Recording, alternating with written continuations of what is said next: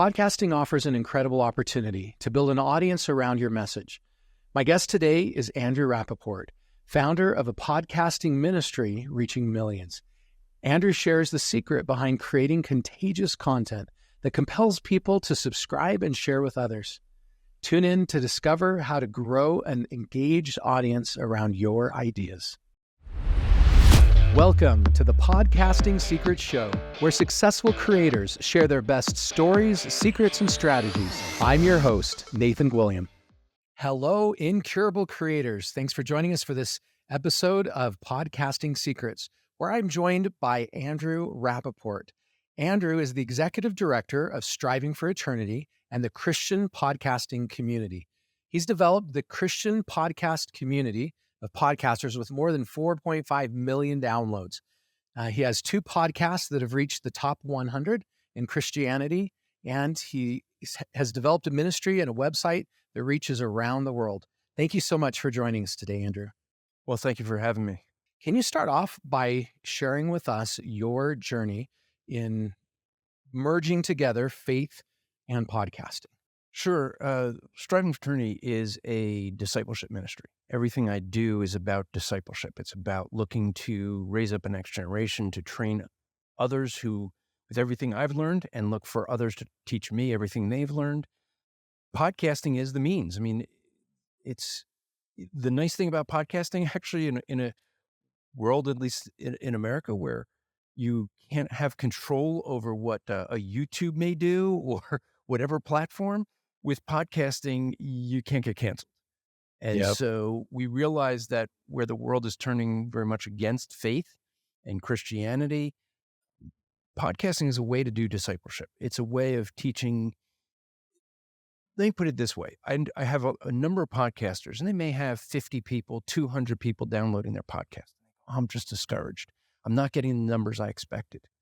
And I'll ask a simple question of everyone.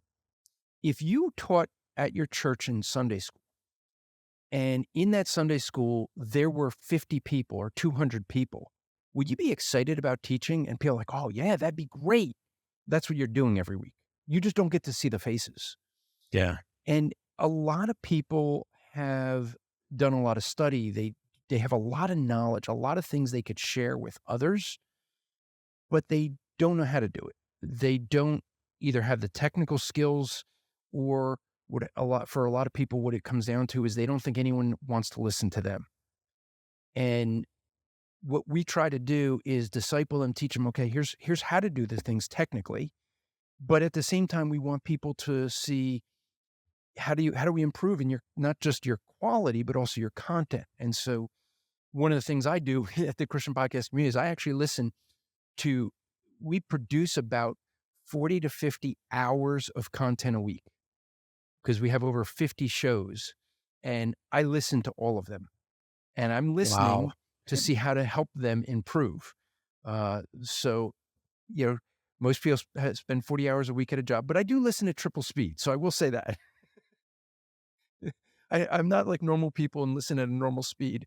It helps me to concentrate better. But, but we ended up realizing that podcasting is a way, and up until about maybe 3 years ago, religion and spirituality was the number one category for podcasts. And a lot of people are surprised by that, but let me make it not seem like it's as big as I just said, because included in that is every church that has sermons that they put online, like on sermon audio or into a podcast form. And most churches are doing that. And so that's why Christianity itself is the largest category. Recently, crime podcasts are starting to become more popular. Yeah. So crime podcasts are also being in the algorithms. That's what shows up more in some of these algorithms.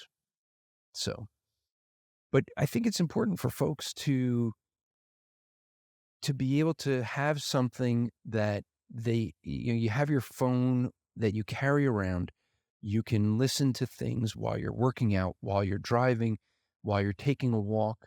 This is what's different where a lot of people used to use YouTube to make videos, but you have to have a computer to sit at and watch. Granted, I don't recommend this, but I do know people that used to watch, or they'd play YouTube videos in their car while driving and listen.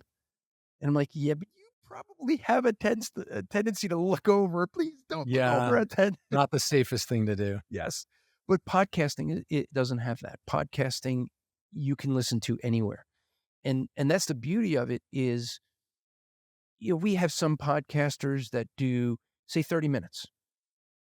And the nice thing about that is, some people like that because that's their workout or their drive to work. Some go an hour. I have I have one podcast that's an hour. I have a second podcast that's a 2-hour live stream.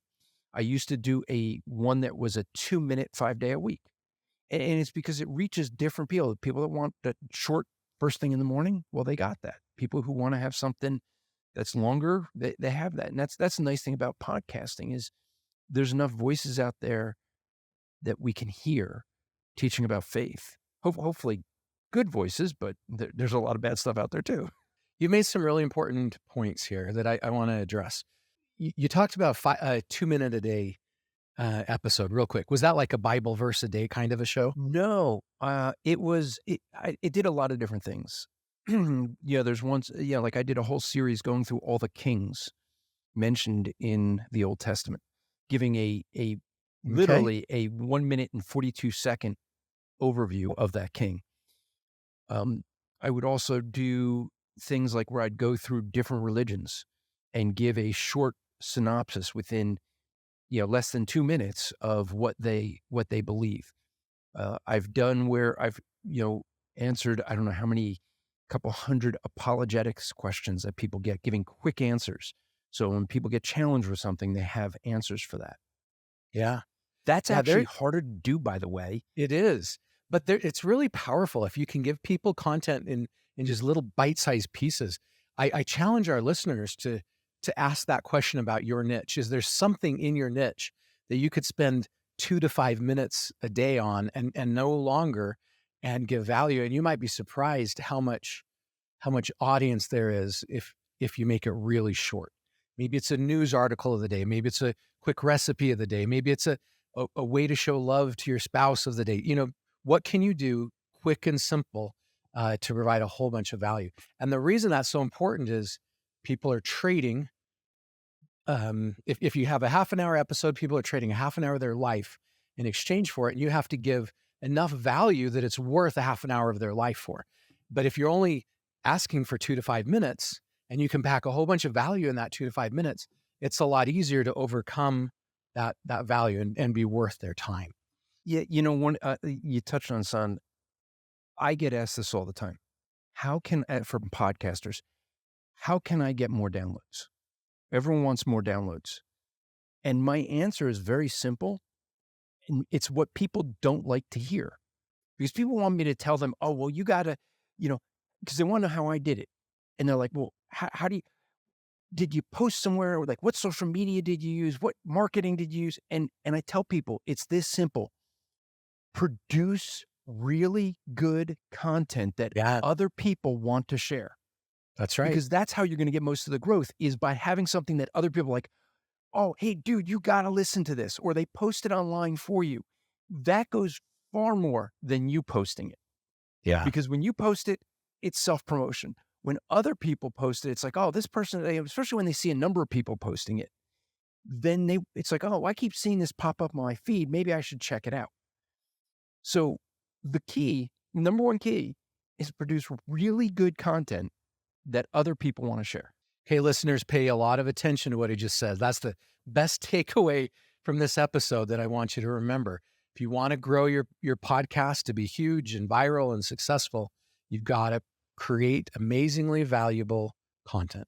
Let me give a warning though, because people will sit there and go, oh, well, why is mine not growing? It may not be that you may have great content, but just recognize that the market is flooded now. It's different than it was 5 years ago when I started, where there's so many more podcasts out there now. Granted, a bunch of them have pod faded. That pod fade means they started, and usually by episode 7 or 8, they've stopped because they went, this is really hard work. Yeah. You could go listen to my So You Want to Be a Podcaster podcast, which helps people get started on podcasts, and we talk about that. But the thing is, it is hard work. But if you're doing it for downloads, you're going to get discouraged. Yeah. If you're doing it because you have content that you think is important for others to hear, you're going to be motivated to continue doing it. Takes time to find our voice, find our followers. Great points. When you answer that first question, you told us that you listen to 40 to 50 hours of podcasts a week to help people improve. So listening to that many podcasts and giving that much feedback, what are some of the best secrets you can share with our audience about how they can improve? A couple things. I already gave one away, right? You want to produce good content. You also, this is going to seem counterintuitive, but so let me break it down a bit after I say it, but don't be shocking. Now I say that because everything that we learn from social media and elsewhere is try to be shocking, try to get that attention. And you want to get that attention, but a lot of people, what they do is they say things in such a way to try and lure people in with something that they aren't actually going to address or don't actually mean. Is sometimes referred to as clickbait, right? If I was to say, so we do this episode and I share it and I say, here are the secrets of who's going to win the presidency of the next election, right? We're never going to talk about that. So if someone listens to the whole thing, it's like, where was that? Oh, that was just to get you to click on and listen, right? And you listen to the very end and you still didn't hear it. I've done this myself with podcasts where someone said, we're going to address this issue. And I listened to it twice. I'm going, the first time going, did I miss it? No, they never even addressed it. It was just in the title and it got you to click on it and listen. And in my case, listen twice because it was something I really wanted to get an answer to. And it wasn't addressed. Or sometimes what people do is they'll address it in like 30 seconds of a 1 hour show. And that just destroys your credibility, right? Exactly. To me, that's completely unethical to do that. And it's may give you the quick click, but you lose the long-term credibility, the long-term relationship with the customer. You talked about how you focused on SEO to build your podcast reach, and you help other people do that. And that's a really important strategy. Search engine optimization, getting traffic in from keywords. Most of us, when we're looking for information, we go to Google, and making sure that your content can be found in Google is a great strategy. What are some of the other most important things that people should do to gain more of an audience or following for their show? There's several things you could do. If you're podcasting, first off, don't look at this as competition. I'm going to be reaching out to someone this week who has another Christian. He has a Christian podcast network, and we make a distinction between a network and a community the way we have it run. But I'm going to have him on my show. Why? But others might find out about him. I don't care. If you look at it as competition, you're going to have a harder time. And I'm just saying, because you're looking to put others down and raise yourself up.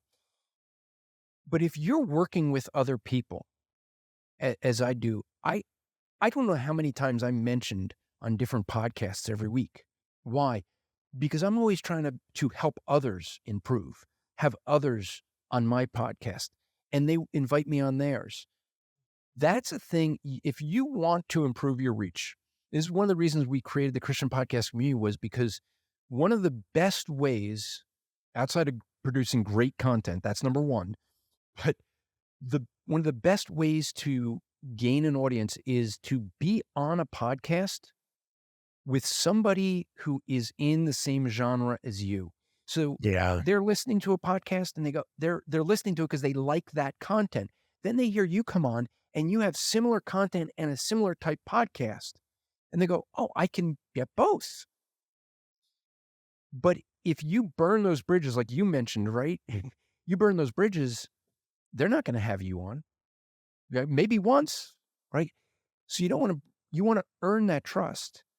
You want to, try to work with others in your same genre so that you can have them on, they have you on, have a good working relationship. I've done this a number of times with other podcasts that are smaller than mine, so I'm not gaining something from it, but I say, hey, let's do a crossover. Now, usually smaller podcasts reach out to bigger podcasts to say, hey, can we do a crossover? Because what that does is that gets the smaller podcast more known. If you're not familiar with a crossover, it's when you both play the episode on each other's feed. So you do a joint episode, you both release it. Now, I tend to release it after the other person. I usually will ask someone, hey, you want to do a crossover? I ask them to release it first, and I promote theirs, and then I end up releasing it on mine a week or two later. Now, that seems counterintuitive for a lot of folks who are trying to build an audience, because I'm giving someone else the privilege of that audience first. I'm sending people over to them, and then I'm playing it later. And people now hear it on mine, and they're going and hearing this other person. Some people say, are you afraid of losing an audience? No, because you know what ends up happening? That podcaster knows I did that, having the larger podcast where he's gaining more from me than I'm gaining from him or her. And they remember that. And as they grow, That's right. Here's a question. Who do you think they credit? Yeah. Right? We had a podcast that we used to do these podcast awards. They're not part of our community. They're part of another Christian network. And we used to do these awards, and nobody knew who this podcast was at the time. And we had awarded them the best Christian podcast of the year before anybody knew who they were. And that started a lot of people listening to them. Well, they became, at one point, the number one podcast in Christian spirituality.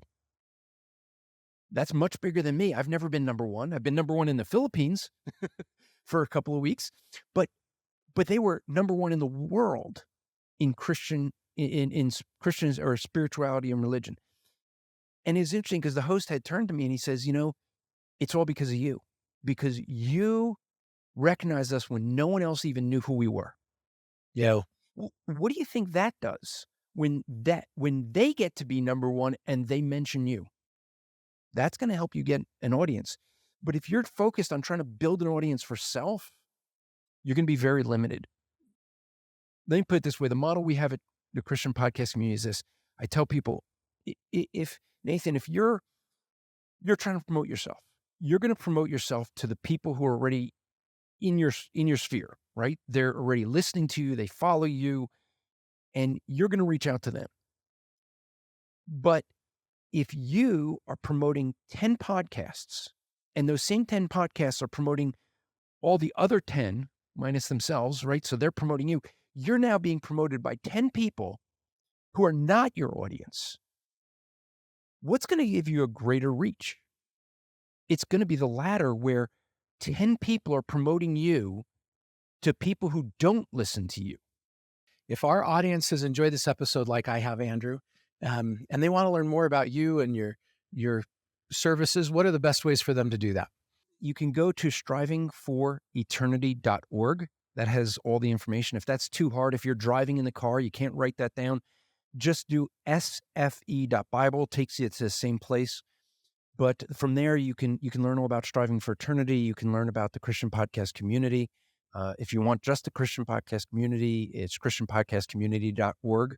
My podcast is Andrew Rappaport's Rap Report. It just, the name worked, but I thought Rap Report sounds so corny. So that's my hour-long show that I do. It's really dealing with biblical hermeneutics, biblical interpretations and applications. The other one I do is a Thursday night. It's a live stream called Apologetics Live. And so I always tell people that's my office hours. You go to apologeticslive.com, Thursday nights, 8 to 10 Eastern time.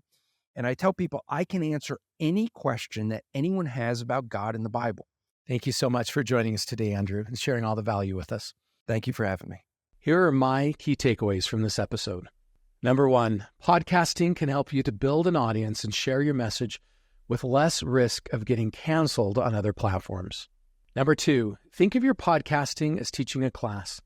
Even 50 to 200 listeners representing an engaged audience is worth investing in.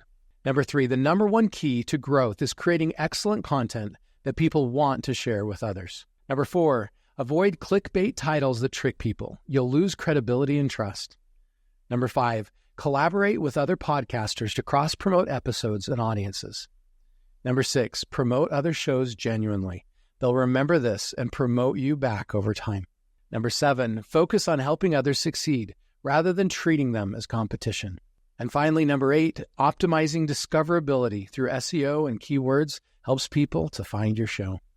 If you're looking for a great all-in-one podcasting platform with more than 35 integrated modules to help you create, grow, and monetize your podcasting venture, you can get a free trial at podup.com. Thanks for joining us for this episode. I wish you success in building an audience around your powerful message that you want to share with the world.